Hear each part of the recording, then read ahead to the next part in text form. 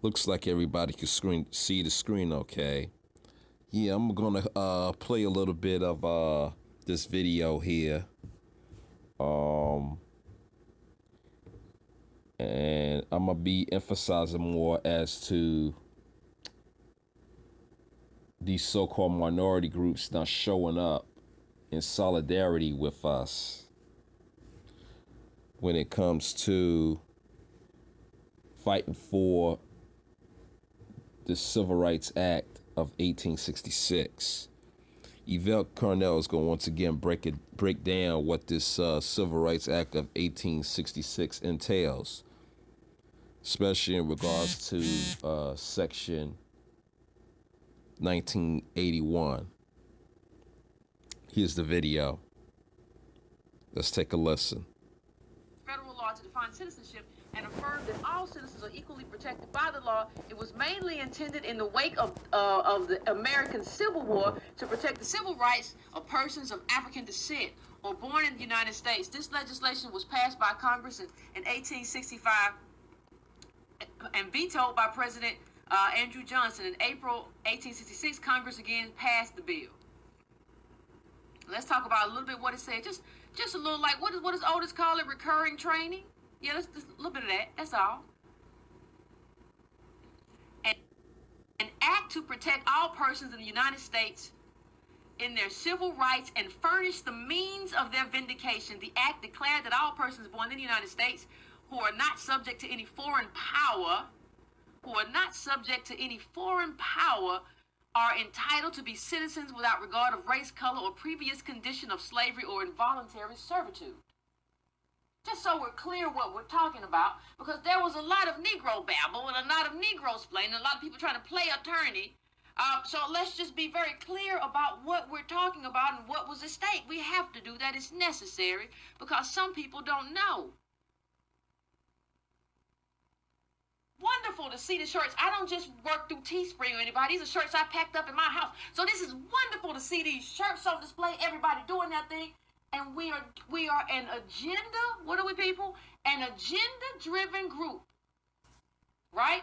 So this is civil rights. So this was enacted for us, even though it covers a bunch of people who were not there. That was very interesting, because it's very interesting who we saw. It's very interesting who we saw and who we didn't see. We were there for self-interest and to protect our rights, but it's very interesting who we saw and who we didn't see. Now, I saw a lot of, let me just go to a quick little clip. Let me just go to a clip really quick, because I saw a lot of people there, but there are a lot of people that I didn't see, and I wonder why I didn't see them. There are a lot of people who would benefit from this, and I didn't see them, so I'm trying to figure some stuff out. I'm just trying to figure some stuff out, that's all. So hold on one second, let me bring this up. Because there was a lot of stuff I don't understand. So this is a little bit of y'all doing your thing, expressing all the rights and all the stuff like that. Let me bring up my stuff. So proud of y'all, and y'all are beautiful, and we should be proud of each other. We don't take enough time as black people loving on each other. Like, we don't take enough as ADOS just loving on each other. So, you know.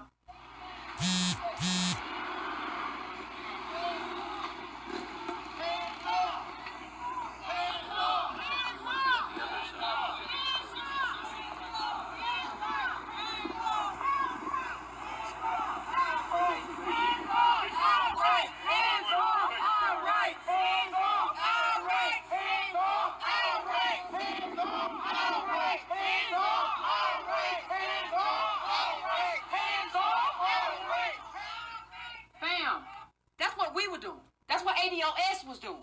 Now, I don't know what everybody else was doing. There was a lot of talking, but I don't know what a lot of people were doing. Here's where ADOS was today. We were there. Like, we all gonna be different places. We're gonna be moving around. Right? But this is where we were, what we were doing. I don't know where the DACA people were just there yesterday, weren't they? They could have just stayed another day. They could have just spent the night and said, we're in solidarity because we're going to benefit from this because it's for civil civil rights, and we're gonna wedge ourselves in there because even though it was intended for you, it has a broad meaning. So we're gonna wedge ourselves in there. So they could have been there, right? They could have been there and helped us out. They packed up their stuff after the stuff and left. Notice that you don't see nobody in this group. You see a whole bunch of ADOS. That's who you see in here.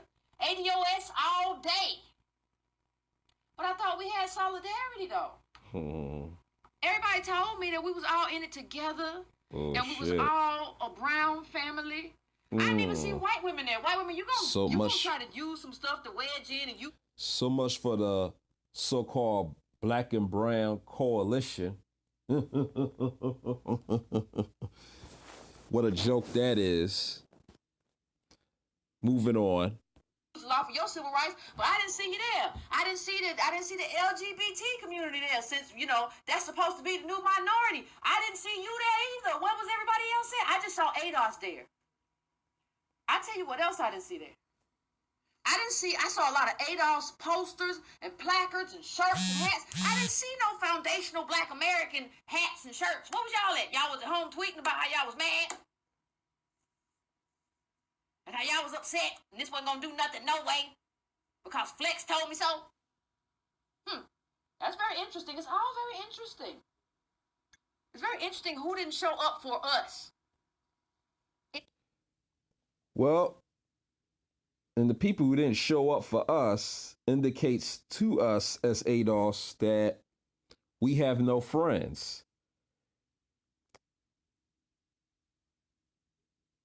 And that's what Professor Black Truth and the Black Authority try to tell us as ADOS, that we don't have any friends out here. So yeah, so you would think that we have allies in this fight. You know what I'm saying? Even though other minority groups, I think, would have benefited more by showing up to this thing more than we have. See, you can't pass legislation just for Black people. This is just not how any of this works. Kamala Harris even said it herself. You can't just pass legislation just for Black people. Why do you think she is sinking down in the polls? I'm going to tell you why. It's because of us ADOS. We don't think she's a candidate that will represent us as ADOS. And the more they keep ignoring us, the more louder our voices are. And we ended up shutting down Kamala Harris's campaign to where sooner or later she's going to end up dropping out anyway. I mean, her funds is really starting to dry up now. Same goes for Cory Booker. But more so Kamala Harris, because she was outspoken as saying that we can't pass legislation just for Black people. She said that herself in an interview. And I'm sure some of y'all seen it all over Twitter and other social media platforms, but especially Twitter.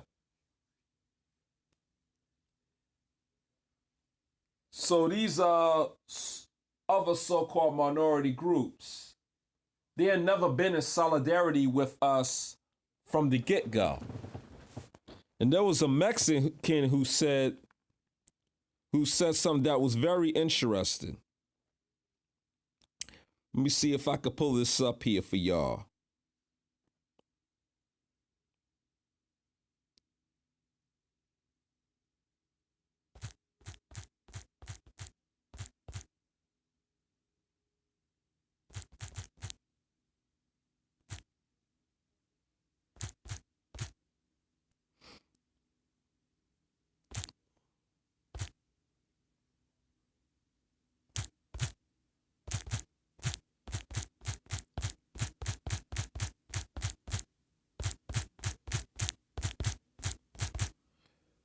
Bear with me here, folks.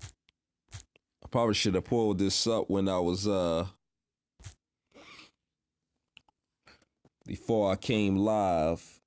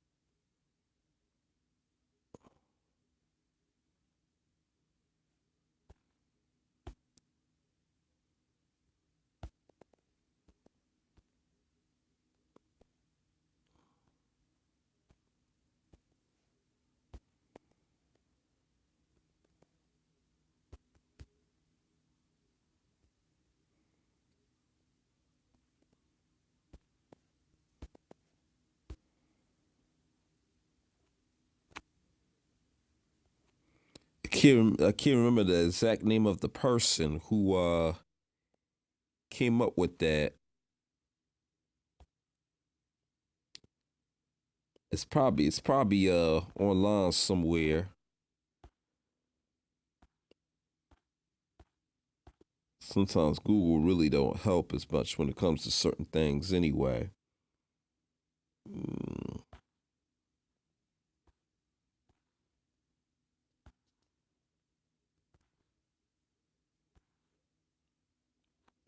Yeah.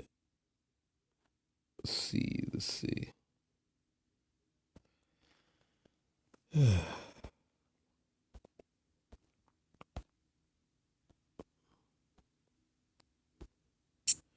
But the Mexican quote, if I remember exactly, says something about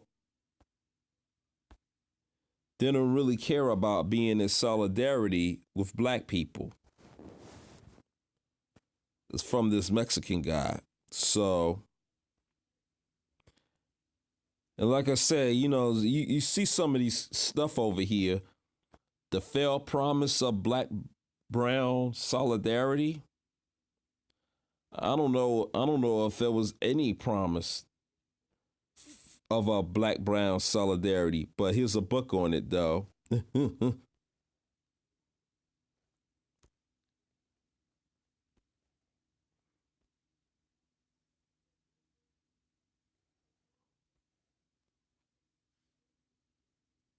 Interested, isn't it?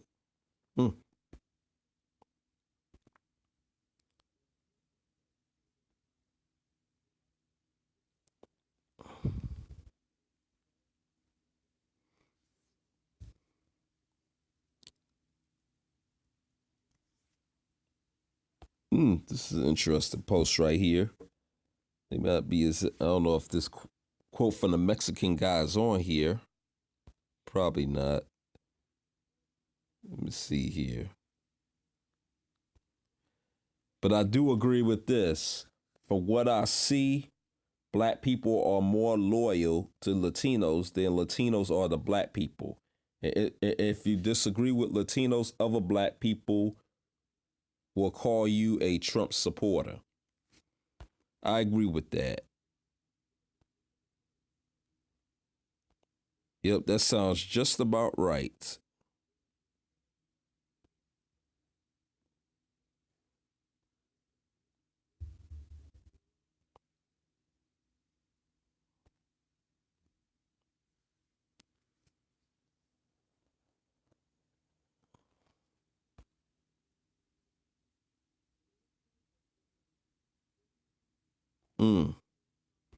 A lot of self-hatred going on.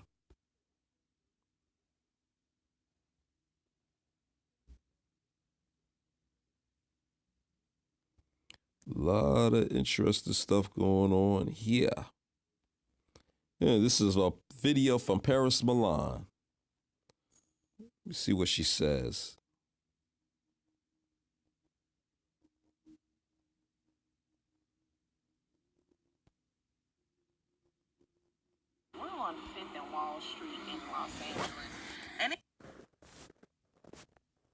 Huh? It seems like this area, like going on Wall Street and all these other streets, I'm not from LA, I'm from North California. Why is it like all the black people are homeless in these effing tents?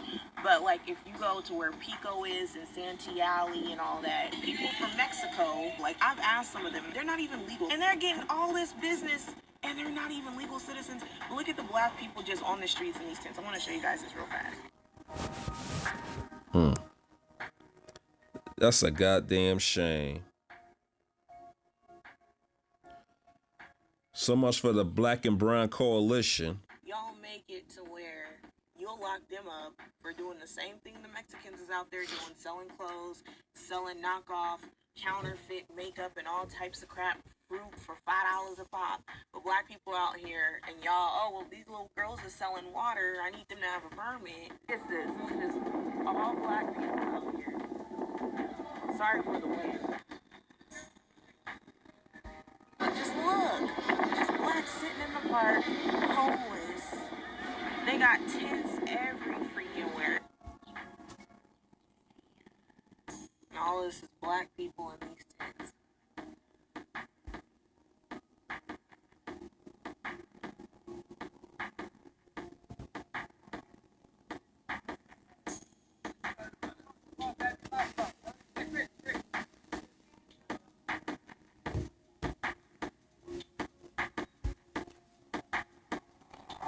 So this is Gladys Avenue here.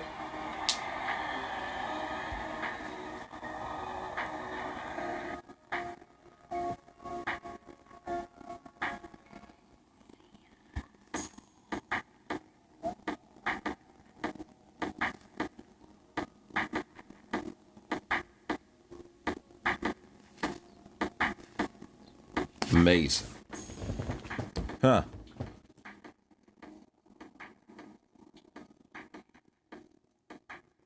And this does look like Skid Row, but even Skid Row, like, or this is Skid Row?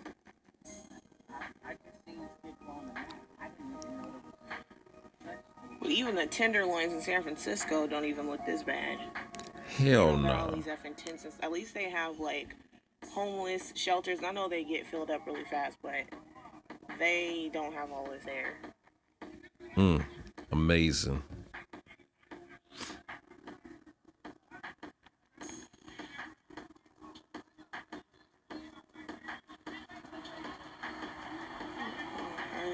A lot of them are mentally ill. And it's like you guys don't have no facilities or institutions that you could have them committed to. This is absolutely ridiculous. This is what happens when you live in a racist country. Just look how filthy this is. When you go to Santee Alley, I'm going to show you guys how they're over there setting up shop and y'all don't say nothing about it. Mm-hmm. Sure are. They should look clean too. Oh, they set up all types of shop, I bet. I believe it. Hi, how much are the Juvia's Place pallets? Oh, yeah, that's the guy. How much are the Juvia's Place pallet? Which one is it? This one, I guess. The Juvia's. No one is it? Okay, muchas gracias. Okay, thank you. Well, they sell everything for cheap. Uh-huh.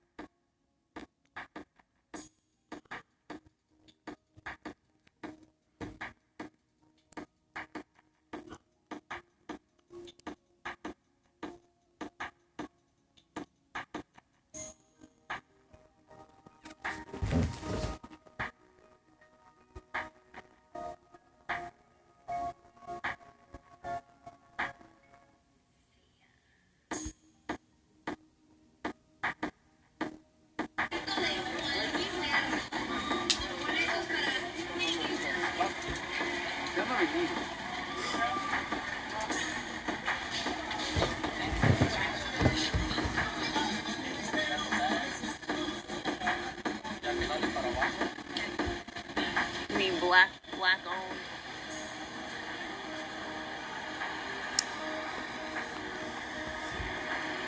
If I fall off this sidewalk, it's over.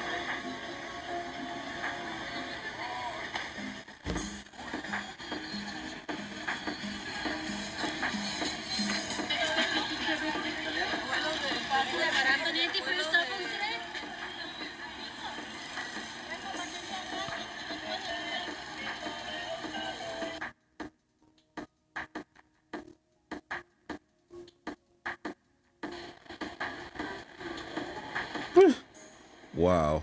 Counterfeit Louis Vuitton. Wow. Did it slap the label on it?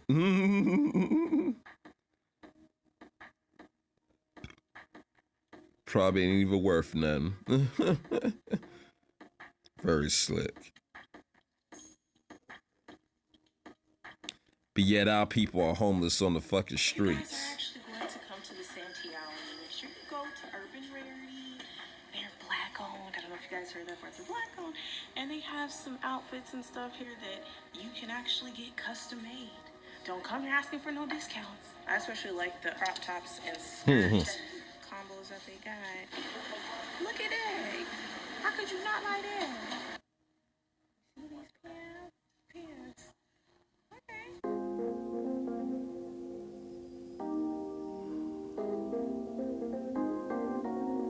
For those of you who asked, I live in the Bay Area. A lot of you guys, I guess y'all didn't know that. As a child, I remember going to LA, Disneyland and stuff like that. But like being here as an adult is like a far fetch from being in LA as a child, because you're more aware of like your environment. And especially That's right. like I obviously have a social awareness channel, and so I'm more heightened to situations like this that I observe today more than the average person, I believe. You guys have supported me in doing this, especially like my sponsors. Thank you so much to Car Marshall. Over 100,000 cars in inventory while you shop, they will negotiate for you. Also, thank you to ashkicking.com. They have all your personal hygiene related needs. Please go and support straightblacklove.com if you are trying to find other black singles in your area. They will hook you up. And also go to Soulfully Center. They are a black owned hair care line. They have an online store for you to go and purchase some affordable, potent hair care products. And they also have a store that I'll be showing you the picture of with the address. So anyways, I'm in LA, and as we were driving to this restaurant, on our way there, we were on a street, I think it's called Wall Street,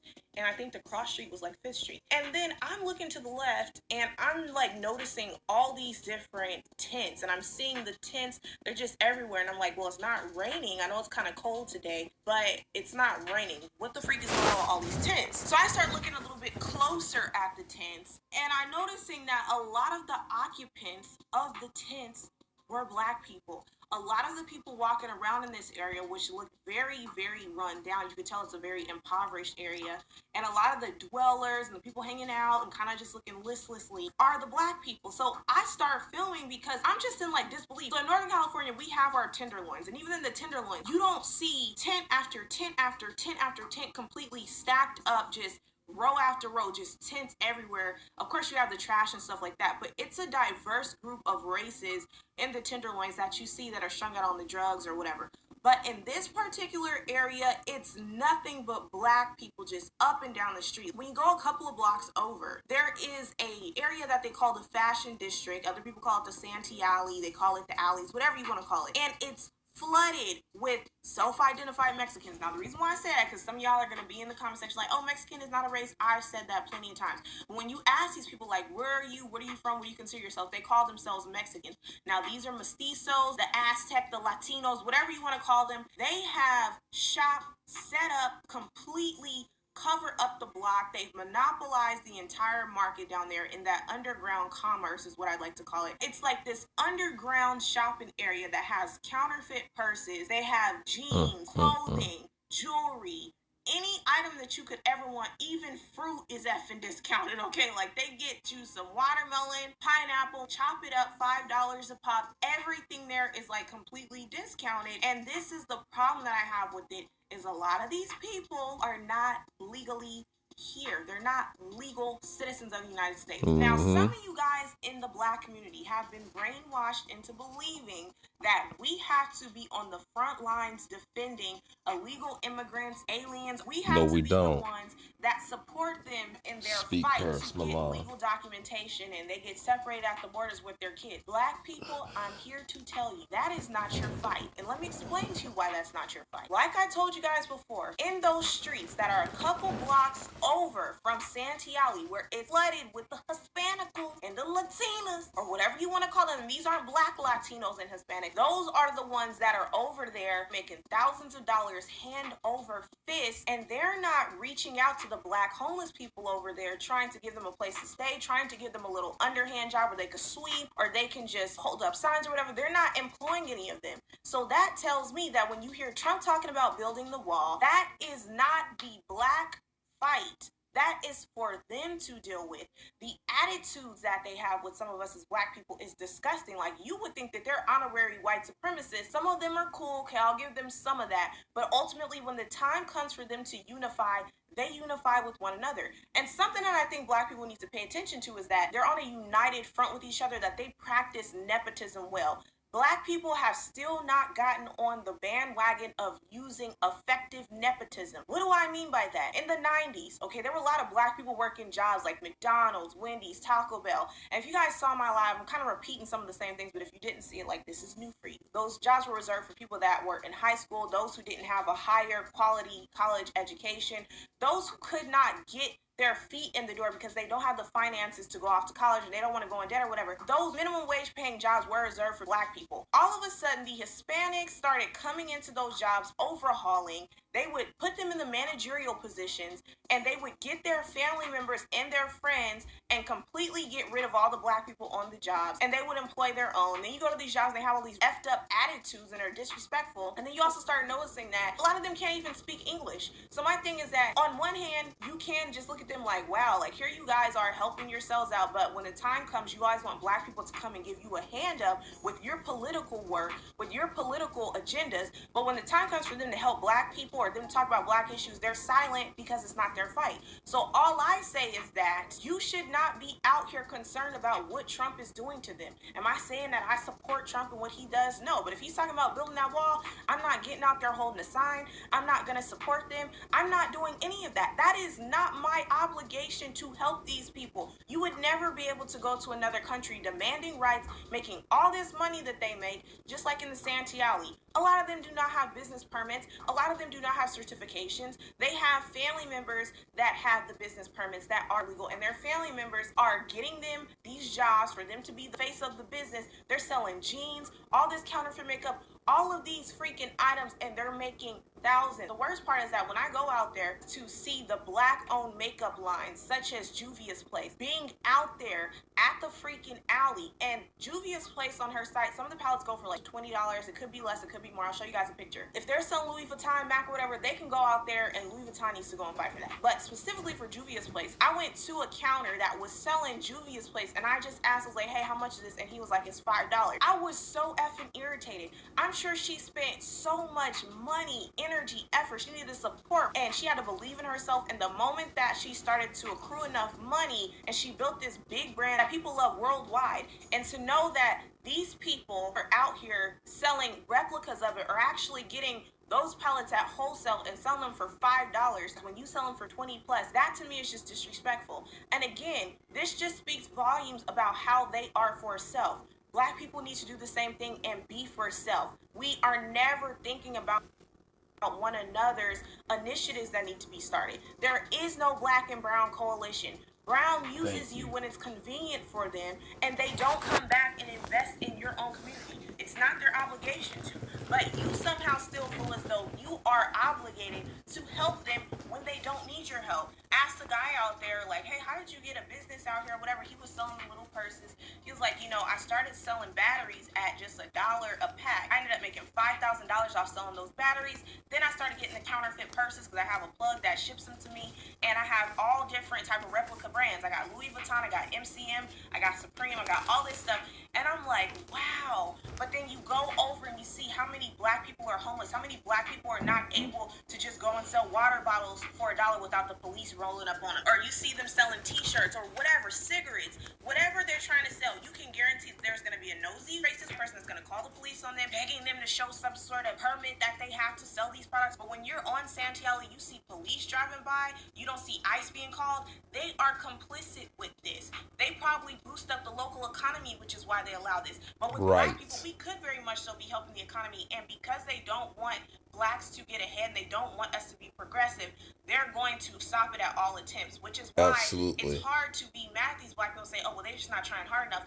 Every single time we have tried to create our own economies, look at what happened with Black Wall Street. They burned it down, they shut it down, they bombed it, unless those people were willing to conform to white societal standards. And because they're not, they have to do whatever it takes to ensure that they decimate any of our attempts. And then you also have to look at who else is helping these illegal immigrants to be able to get trades and come over here and make all this money. I mean, look at Tippi Hedren. She brought her manicurist, and the manicurist showed wives of Vietnamese soldiers how to be able to do nails, how to be able to do pedicures. And these women were able to get enough money together, and they just completely undercut the beauty industry, and they started monopolizing the industry. To this day, it's like you rarely see black-owned nail care stores and black-owned beauty supply stores. So this isn't just a Hispanic-only issue. This really is just about the mindset that goes along with the government, how they're complicit with helping other races, which they label as minorities. They're always telling us, yeah, black people, call yourself minorities. When the time comes and they have that totem pole in which they identify as minorities, we're always on the bottom. And that's why you see on this Wall Street and Gladys Street and whatever other streets they are, the black homeless population is freaking rampant, and nobody is out there trying to solve it. They could create more institutions where they're not trying to just... Everything she's saying is right on point. This is why ADOS is created. Just looking at this video right here. This is why ADOS is created. We know, we've been saying this. Yvette Carnell, Antonio Moore, they have been saying this. They have been telling us this. You know what I'm saying? And people make it look like we got a problem. We got a personal beef with immigrants. What she said is that the U.S. government is complicit in allowing these goddamn immigrants, whether they legal or illegal, to set up shop here. You know what I'm saying? To erase us as a unique people. They erase us out of wealth, and hopefully that our population would drop so low that we will go extinct. This is how they're trying to get us to go extinct. Everything they had tried hasn't worked. But the only thing it has done is this: it has locked us out of generational wealth. That's the only thing that they have done. Their next step is to have us go extinct. That's their plan. They're not going to tell you that explicitly, but that's their plan.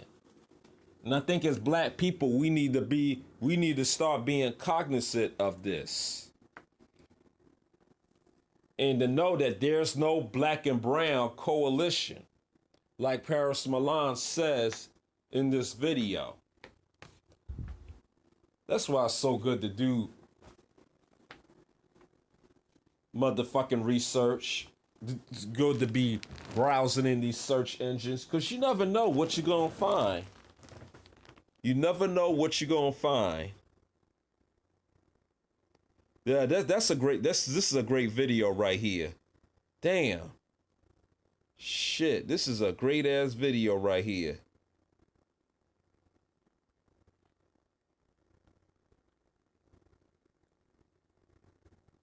And if you think it's just California, I could bridge to sell you on that one.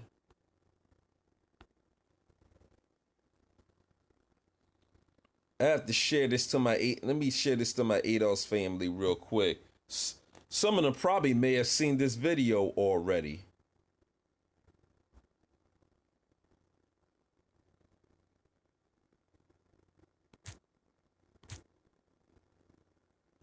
One second, y'all.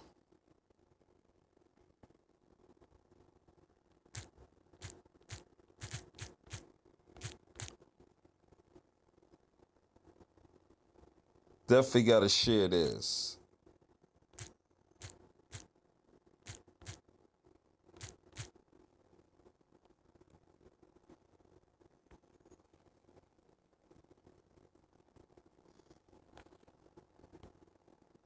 It's not just the video, but yeah, this whole link. But yeah, but this is classic. Classic as to how we're being hated on and how we're being shitted on.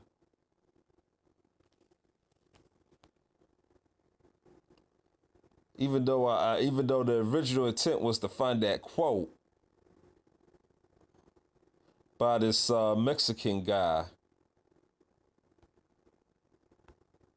I don't think I'm gonna find it though. You would think it would have showed up already, but this is Google, so Google's not gonna always show everything. I got another search engine called DuckDuckGo.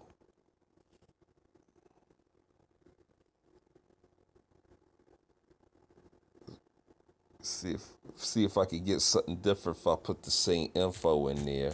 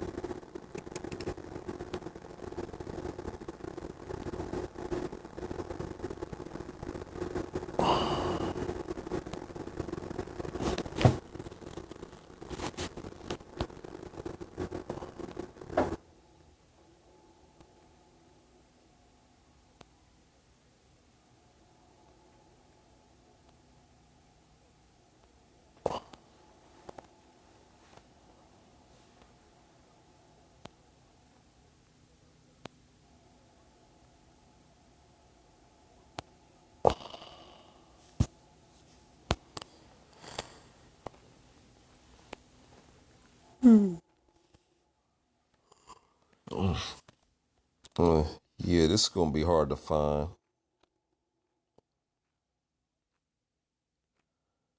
But yeah, that video explains my point absolutely. Let me see what this one says. This article here.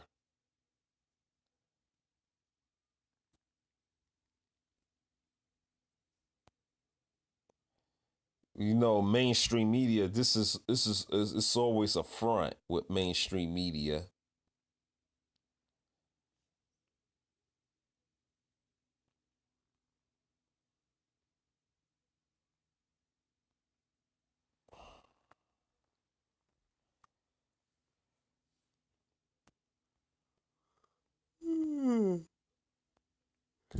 Mm.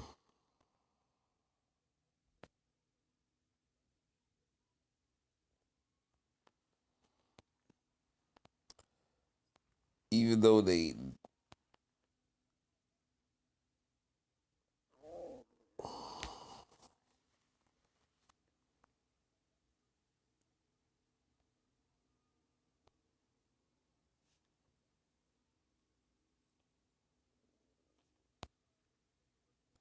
Even though this one kind of explains the truth, especially this section, saying that the biggest barrier to the black and brown coalition is the specter of undocumented immigrants taking jobs from black people.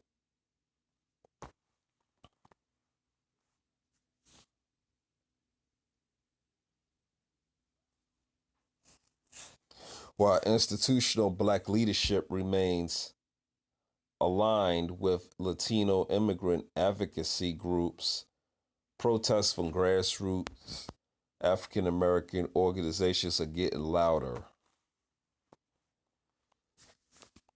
Voice of the Ex-Offender Vote, an activist group calling for community development in poor black neighborhoods, strategically opposes any black-brown alliance. Vote argues not only that Latinos take jobs for low-income African Americans, but that they skim off lucrative city contracts at black's expense. The first claim is discredited by the relatively low black jobless rate in cities with large immigrant populations. The second is better explained as a strenuous effort to give Latinos access to city contracts for which they were once excluded.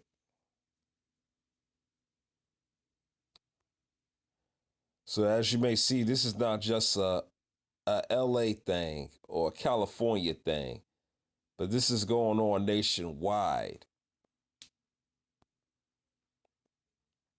And none of the candidates are not going to mention anything about it. They're more focused on bringing these brown immigrants into the political fold, rather than being concerned for the black Americans whose families have been here for hundreds of thousands of years.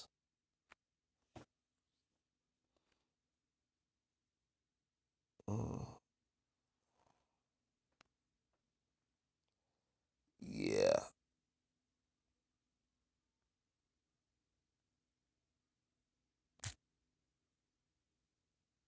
Let's see here.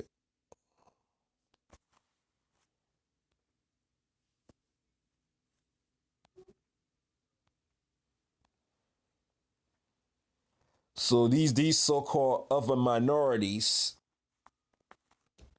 which comes to the point of why these other so-called minority groups did not show up at the Supreme Court in Washington, D.C. in the case involving Comcast and Byron Allen.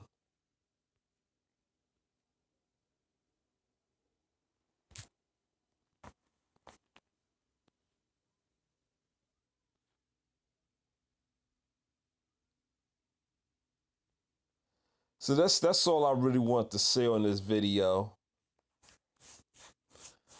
Feel free to like, subscribe, and share this video around. And I'll be hitting y'all up on the next video. Peace.